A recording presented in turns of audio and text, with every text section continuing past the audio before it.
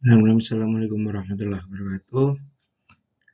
Perkenalkan di sini nama saya Ali Hasan Haryadi, NRP 023181400003 dari Departemen Teknik Fisika Institut Teknologi 10 November. Jadi di sini saya ingin sedikit membuat video untuk menyelesaikan tugas salah satu mata kuliah yaitu sistem instrumentasi dengan topik instrumentasi elektrik analog. Yang mata kuliah ini diampu oleh salah satu dosen yaitu Bapak Dr. Suyanto STMT. Ya, jadi di sini sedikit menjelaskan tentang latar belakang, di mana kembali lagi pada kejadian revolusi industri. Revolusi industri yang sekarang yang terbaru adalah revolusi industri 4.0, di mana sudah menekankan pada Internet of Things dan saling berkesinambungan ya, networkingnya semakin bagus antara satu instrumen dengan instrumen yang lain. Dan juga di sini ada cyber fisik, sistem cyber fisik yang sudah banyak diterapkan pada industri-industri. Kemudian mencoba untuk callback kembali terkait industri 1.0, 2.0 dan 3.0, di mana di sini di industri 1.0 ini sudah mulai ada ya terjadinya banyak uh, penggunaan alat-alat yang berbasis mekanik, kemudian pembangkit listrik tenaga uap dan lain sebagainya.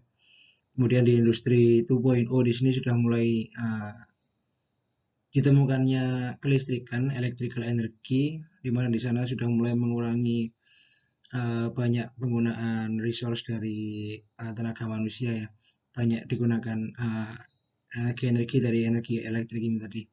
Kemudian di industri 3.0 sudah mulai banyak otomasi, jadi semakin tereduksinya tenaga-tenaga manusia, semakin mempermudah pekerjaan manusia. Ini terinisiasi dengan ditemukannya semikonduktor.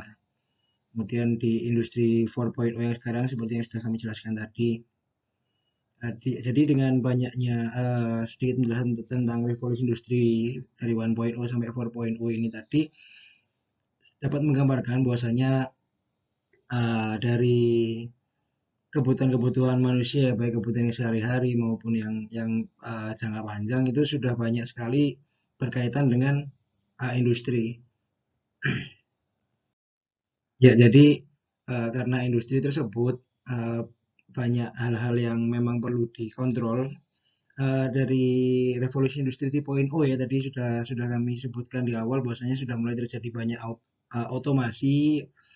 Jadi banyak banyak hal-hal yang memang itu sudah sangat otomatis tidak perlu dikontrol lagi dengan manusia. Jadi di sana bisa sedikit jelaskan bahwasanya sistem-sistem kontrol inilah yang memang penting sekarang untuk diperbaiki, untuk terus ditingkatkan lagi performansinya sehingga kedepannya harapannya memang sangat mempermudah kegiatan-kegiatan manusia seperti itu. Jadi dalam sistem kontrol sendiri memang ada beberapa hal yang harus diatur, harus dikontrol. Biasanya kami sebut dalam sistem instrumentasi ini adalah proses variabel. Jadi dia adalah variabel yang akan diproses, yang akan dikontrol mulai dari sensor sampai dengan aktuator nantinya. Jadi secara umum untuk proses variabel sendiri di sini ada 5 ya, ada 5 proses variabel. Variabel level, kemudian variabel pressure atau tekanan, temperatur atau suhu, kemudian kualitas. Di sini kualitas ini bisa dalam bentuk pH, dalam bentuk zat-zat kimia yang terkandung dalamnya dan lain sebagainya. Kemudian untuk yang terakhir adalah flow. Flow ini adalah laju aliran ya. Laju aliran entah itu nanti bergantung pada differential pressure-nya atau material-material yang dibawa atau kecepatan massa persatuan waktu, kecepatan aliran persatuan waktu, perpindahan massa persatuan waktu dan lain sebagainya. Jadi flow rate di sini adalah salah satu proses variabel yang paling penting, salah satu variabel yang paling penting di mana banyak industri-industri yang memang mengharuskan untuk mengontrol dari variabel ini sendiri, variabel flow. Jadi mulai dari banyaknya material yang dialirkan di dalam proses dan lain sebagainya. Di dalam pengaplikasiannya pada industri sendiri, ini biasanya diukur dengan menggunakan transmitter. Di mana transmitter ini adalah di dalamnya juga sudah ada sensor di mana mengukur laju aliran kecepatan dan kemudian akan diubah dalam bentuk energi listrik, entah dalam bentuk arus listrik ataupun perbedaan tegangan ya di sana. Nah, kemudian kembali lagi tadi untuk salah satu proses variabel yang banyak digunakan di industri yang untuk dikontrol adalah flow. Jadi di sini flow sendiri ini biasanya dipantau, diatur, kemudian dilihat oleh ini ya orang itu dalam melalui flow transmitter di sini. Jadi flow transmitter di sini kami mau coba sedikit menunjukkan jenis-jenisnya dari flow transmitter bergantung pada sensor yang digunakan ya. Jadi di sini ada mechanical di mana dia menggunakan seperti pedal yang itu nanti akan berputar dan menghasilkan arus listrik. Kemudian magnetik, di sini magnetik ini berdasar pada hukum Faraday. Kemudian vortex ini seperti baling-baling ya, dia menggunakan baling-baling yang jika dilewati oleh aliran arus listrik akan terus memberikan ini feedback berupa arus listrik. Kemudian di sini ada ultrasonic. Ultrasonic di sini adalah salah satu terobosan terbaru ya yang mengcover kekurangan-kekurangan dari flow transmitter yang lainnya tadi. Jadi yang digunakan pada ultrasonic ini ultrasonic flow transmitter ini seperti namanya yaitu ultrasonic. Dia mendeteksi perbedaan waktu dari ultrasonic pemantulan ultrasonic itu sendiri seperti itu. Jadi ini sedikit melihat bentuk dari flow transmitter sendiri. Ini adalah bentuk flow transmitter secara umum. Ini biasa dipasang pada pipa langsung, pada piping, sambungan piping dia langsung dipasang. Ini adalah bentuk ketika dia berdiri sendiri. Seperti itu. Nah, jadi ini sedikit memperlihatkan pengaplikasian flow transmitter sendiri di beberapa plant atau beberapa pabrik-pabrik yang ada di industri ya. Jadi bisa kita lihat di sini ini adalah flow meter yang digunakan untuk mengukur kualitas gas alam ya. Kualitas gas alam yang mengalir pada pipa ini. Kemudian di sini ini adalah pabrik untuk memproduksi etilen. Etilen di sini dilewatkan pada flow transmitter untuk memperlihatkan seberapa besar laju aliran dari etilen itu sendiri. Kemudian ini adalah ini di salah satu power plant ya. Ini untuk gas flow, memperlihatkan gas flow. Oh, mohon maaf ini ada pada untuk gas flow ya, untuk yang pembangkit di sini. Jadi pembangkit listrik ini biasanya mengatur flow dari steam, dari steam yang digunakan untuk memanaskan uap yang akan masuk pada turbin nantinya. Jadi ini sedikit pengaplikasian flow transmitter yang ada pada industri.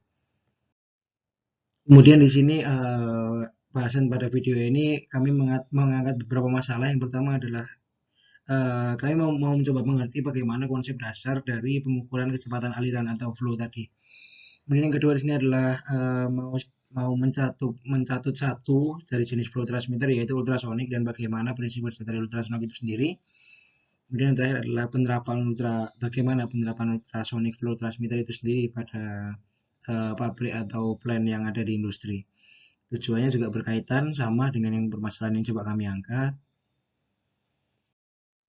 Kemudian di sini mau coba sedikit bertukar ya, menularkan pengetahuan kami terkait konsep dasar untuk mengukur kecepatan.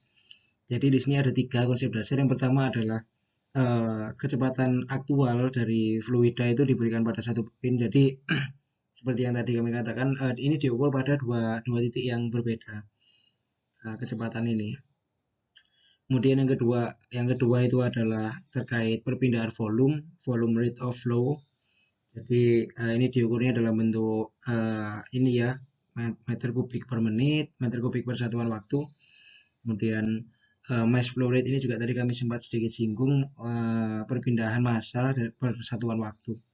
Jadi ada 3 jenis ini untuk flow sendiri, jenis-jenis flow. Ada velocity, kemudian ada volume, ada mass. Jadi untuk pengukuran aliran sendiri terkait ini kami coba bicara tentang kecepatan ya. Salah satunya kecepatan dari aliran. Di sini kami coba mau sedikit membahas terkait formula ini ya, formula debit. Persamaannya adalah awalnya kami coba sesuai dengan apa yang kami pelajari bahwasanya debit itu adalah volume beraliran persatuan waktu, volume yang mengalir persatuan waktu, di mana volume ini adalah ini ya luas luas penambang dari pipa, kemudian dengan dikalikan dengan panjang dari pipa itu sendiri. Dengan begitu kita bisa dapatkan ketika kita turunkan kita bisa mendapatkan persamaan ini di mana debit adalah luas penampang dikalikan dengan kecepatan aliran pada satu pipa tersebut. Kemudian untuk mengukur flow itu biasanya digunakan adalah menggunakan persamaan kontinuitas, di mana Q1 sama dengan Q2, debit pada luas penambang 1 sama dengan debit pada luas penambang 2, kemudian timbullah persamaan yang seperti ini. Luas penambang 1 dikalikan laju aliran pada kecepatan 1 dibandingkan sama dengan luas penambang 2 dikalikan dengan laju pada pipa kedua, seperti itu. Nah, kemudian di sini kami mau coba bahas sedikit tentang ultrasonic flow transmitter, di mana bentuknya seperti ini. Coba secara umum memang mirip dengan flow transmitter yang lain, di mana dipasang pada piping sama dipasang dengan pada piping satu instrumen. Di sini terdapat flow transmitter yang menggunakan ultrasonic. Ini untuk gambaran secara animasinya, di mana ini adalah sambungan ya, bearing, kemudian nanti akan disambung pada piping. Di sini ini adalah alat yang digunakan untuk menembakkan ultrasonik dua ini. Jadi ketika aliran air masuk dari inlet kemudian keluar, dia akan ditembakkan sinyal ultrasonik dan akan dikembalikan. Ya, begitu pula dengan penembak yang ini. Seperti itu, dan nanti akan dihitung waktu yang dibutuhkan dari ultrasonik ini dari memantulkan sampai dia kembali pada receivernya. Kemudian akan dimasukkan ke satu instrumen elektrik ini yang akan diolah dengan menggunakan basis elektrik ya, sinyal elektrik pada transmitter yang standar, yaitu 4 sampai 20 miliampere di sana. Di sini ini adalah bentuk yang lebih jelas lagi. Ini kita coba lihat, ini adalah bentuk dalamnya tadi ya, dari gambar yang kami sebutkan di awal tadi. Ini adalah penembak ultrasonik sekaligus receiver juga. Ini dari contoh sini kita bisa lihat ada 4 ya, ada 4 pasang. Jadi ini kita coba aliran air ini mengarah dari kiri ke kanan. Nah, di sini yang bisa dilihat dari perbedaan waktunya adalah ketika dari ultrasonik yang ini menembakkan gelombang ultrasonik searah dengan flow dari fluida yang mau diukur, kecepatan dari ultrasonik tersebut untuk mencapai pada receiver yang digunakan untuk menerima ini. Di sini dalamnya ini adalah piezo ya, yang digunakan piezo. Receivernya ada piezo elektrik di sini. Jadi ketika searah dengan fluida, dia akan mempercepat arah fluida ini, laju fluida ini akan mempercepat jalannya ini dari ultrasoniknya sendiri untuk mencapai ke receiver. Pun sebaliknya, jika fluida ultrasonik yang ditembakkan itu berlawanan dengan arah aliran fluida, dia akan diperlambat oleh aliran fluida. Jadi perbandingan waktu dari ultrasonik yang searah dengan fluida dengan yang berlawanan arah dengan fluida, perbandingan waktu dalam mencapai receiver ini itulah yang akan dihitung oleh transmitter dari ultrasonic flow transmitter ini sendiri. Sehingga dengan perhitungan-perhitungan yang sudah dikalkulasikan akan menghasilkan berapa sih besar flow rate dari fluida yang ingin diukur ini tadi. Seperti itu. Nah, kemudian di sini kenapa sih kok harus menggunakan ultrasonic flow transmitter ya? Yang pertama di sini ini penggunaan ultrasonic flow transmitter ini tidak dipengaruhi oleh fluida yang digunakan. Jadi yang dimaksud di sini adalah ketika kita menggunakan mekanik flow transmitter atau magnetic flow transmitter, bahkan vortex flow transmitter itu ketika fluida ini dalam keadaan ini ya jenuh, maksudnya banyak banyak material-material kecil, material-material pengaruh di sana, ini akan terpengaruh dari pembacaan dari transmitter ini akan terpengaruh karena hal tersebut tadi. Karena mungkin dari pengaruh-pengaruh material-material kecil pengaruh tadi yang menabrak menabrak sensor yang digunakan pada transmitter ini atau bahkan menghalangi fluidanya dan sebagainya. Jadi bisa dikatakan akurasinya lebih tinggi ketika kita menggunakan ultrasonic flow transmitter ini. Kemudian hygienic design, yang dimaksud hygienic design di sini adalah karena dia menggunakan ultrasonic ya. Ultrasonic itu tidak mempengaruhi bentuk kristal dari fluida sendiri dan lain sebagainya. Kemudian dari banyak hampir seluruhnya ultrasonic flow transmitter di sini sudah memiliki controller controller yang digunakan adalah kontrol BID di sana biasanya. Kemudian it is not sensitive to vibration, yang dimaksud di sini adalah sama sebenarnya mengacu pada yang poin 1 tadi, guncangan-guncangan yang terjadi pada piping itu tidak terpengaruh karena kembali lagi di sini kita menggunakan ultrasonik ya, gelombang ultrasonik. Jadi ini juga konteksnya sama, yaitu meningkatkan akurasi dari pengukuran.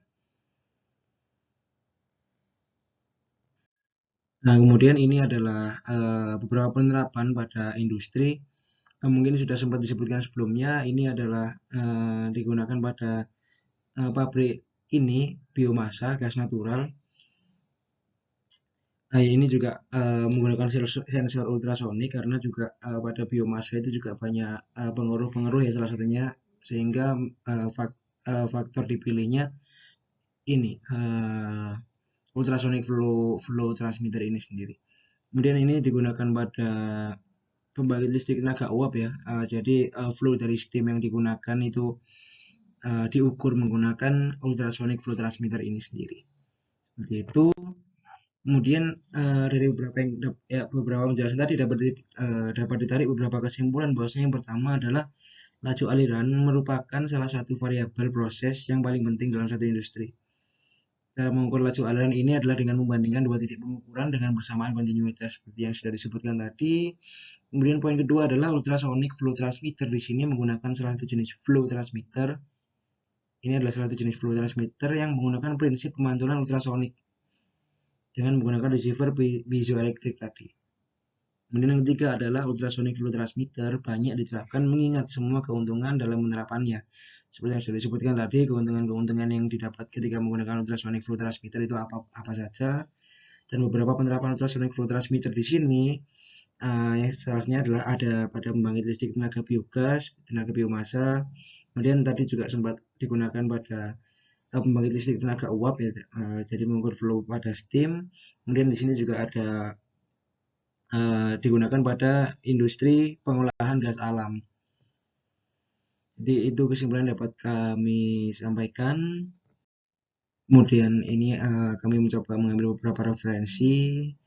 Sebelumnya terima kasih sudah mau mendengarkan sedikit sharing dari saya dengan keterbatasan kemampuan dan penjelasan dari kami.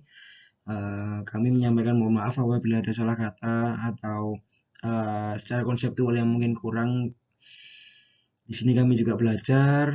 Terima kasih sudah mendengarkan. Sekian, wassalamualaikum warahmatullahi wabarakatuh.